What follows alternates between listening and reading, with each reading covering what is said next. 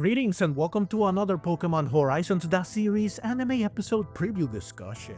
This time I'm talking about the preview for episode 78, so let's get to it. In this episode, Liko and company will finally find Entei, the final hero. Final in the sense that it's the last one they encounter. We all know that Rayquaza will be the actual final one. It will be the last one to join them. But anyways, the island they were directed to in the previous episode will indeed prove to be the place where they will find the Volcano Pokémon. However, this won't happen right away. The preview clearly shows that they will arrive at the island during the day. They will look around for Entei to no avail, though they will encounter at least one Pokémon seemingly in need of medical attention. The preview shows a Huntail being tended to by Molly. Whether there will be more Pokémon in such a condition remains to be seen, and the same can be said for the reason behind this unfortunate situation. Could Entei be to blame? It's quite possible. Unable to find Entei, Liko and company will conclude their search for the day, and they will go to sleep, likely with the intent to resume the hunt for Entei the next day. However, they won't have to do so, as in the middle of the night, they will be woken up by Entei, who will finally show itself while proving why it is the Volcano Pokémon. I assume that Liko and company will, as always, try to reason with the hero in question first, aiming to get it to join them amicably. But also, as always, this will not work, forcing them to earn the right to have the hero join them through a trial by fire, literally this time. Which of course means they will engage in a battle. One where Floragato has a type disadvantage, Quaxwell has a type advantage, and Crocalor has neither. Though his fire-type moves won't be very effective of course. However, he will be right at home, with magma and extreme heat covering the terrain. Something Roy is banking on so that Crocalor can carry the team in this battle. Now I feel that he says this in the preview with a hint of bitterness and frustration, presumably because in the previous episode the main conflict took place in and around water, so Crocalor and him by extension were unable to do much to help. The battle with Entei will prove to be their chance to make up for this, and clearly they will step up to the challenge. Since Crocalor is seen apparently using a new move. It's either that or he's just avoiding one of Entei's attacks with flair and confidence. Perhaps even finding a way to use said move against Entei or to power himself up. However, I'm leaning more towards the former. The last time Crocalor learned a new move was 33 episodes ago, back in episode 45 where he learned Flame Charge. So he's long overdue for a new move.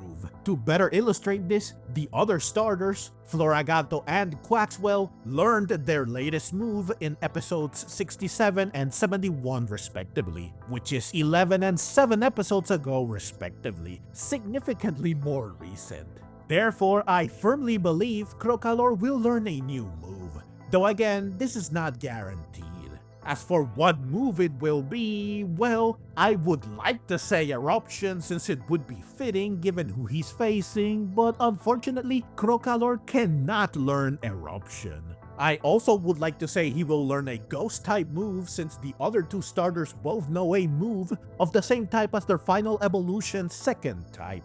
But the only Ghost type moves Crocalor can learn are Lick, which this clearly isn't, and Curse, which this could be since Crocalor is not a Ghost type, meaning that Curse would just drop its speed while raising its attack and defense. I could see this here in the preview being the stat boosting Curse. However, I feel that an offensive move would be more impactful here, even if Curse would pair nicely with Flame Charge since it perfectly counters the decrease in speed.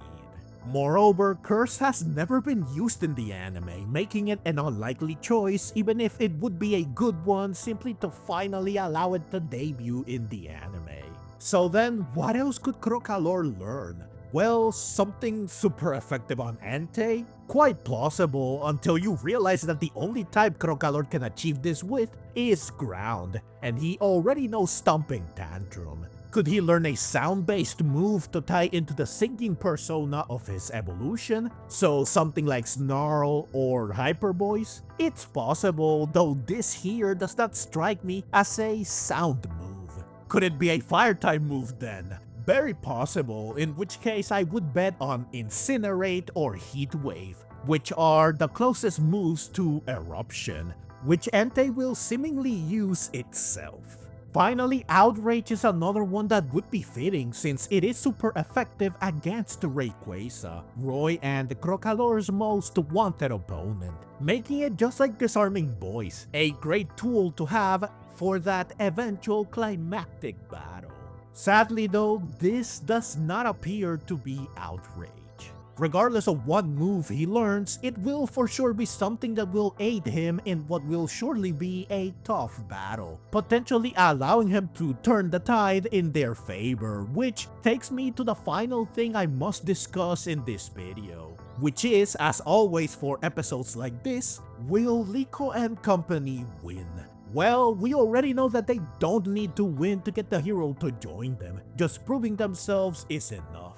Given how well they fought against the heroes individually back in episode 68, and how well they fought against Kleavor together back in episode 73, even bringing it to its knees, I would say they have a scale shot at defeating Entei, especially since Fried is with them this time. It's not clear if he will help though preview does not show him doing so, but if he does, then the chances of them defeating Entei go up tremendously. Cap and Charizard would most certainly tilt the odds more in their favor. Win or lose, I'm sure they will at the very least be able to put up a good fight against Entei, with or without Fried, though of course more so with him.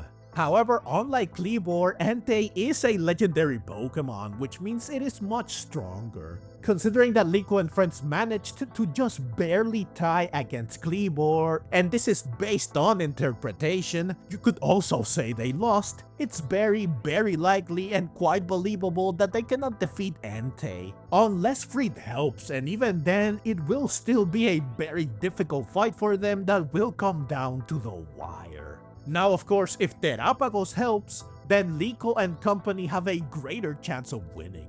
However, without its Terastal form, Terapagos, while still a legendary Pokemon, is actually weaker than many non-legendary Pokemon, certainly weaker than other legendary Pokemon, Entei included, meaning that in its normal form, it cannot turn the tide single-handedly, but it can definitely help. If it assumes its Terastal form, however, even if only briefly, then it can most certainly give Liko and company a huge advantage.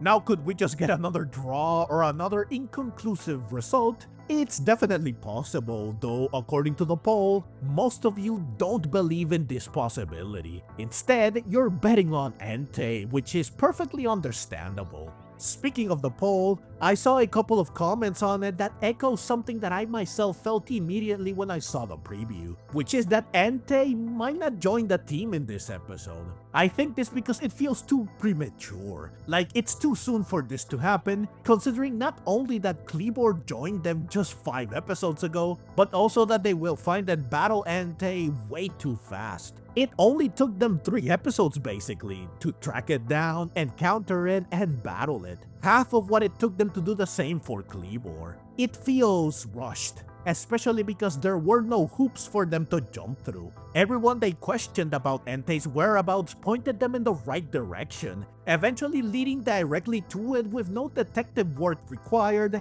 and with no struggles or issues to speak of. Not only that, but they will encounter it and battle it in the same episode, which is basically unheard of. Pretty much every other hero got at least 2 episodes to appear, encounter Liko and company, and battle them.